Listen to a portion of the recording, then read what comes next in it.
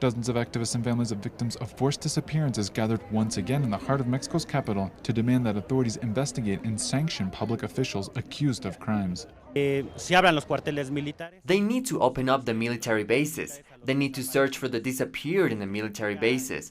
They need to produce reports over whether cremations were carried out in military bases, and they should also form a special commission headed by the prosecutor's office.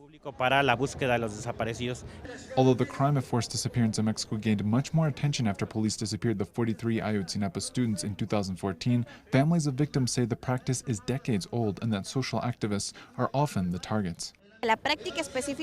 We know that the practice of forced disappearances is part of the practice of state terrorism, with the goal of instilling fear and terror in society so that we don't organize and protest.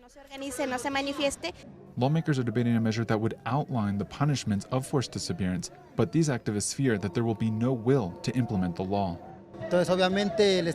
Obviously, the Mexican state will not search inside military bases, even if there is a judicial ruling to do so, because that would prove that they are responsible for the crimes.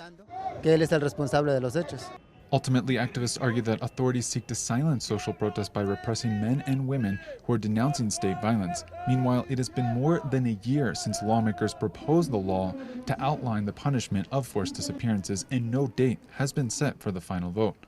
Clayton Cantalesur, Mexico City.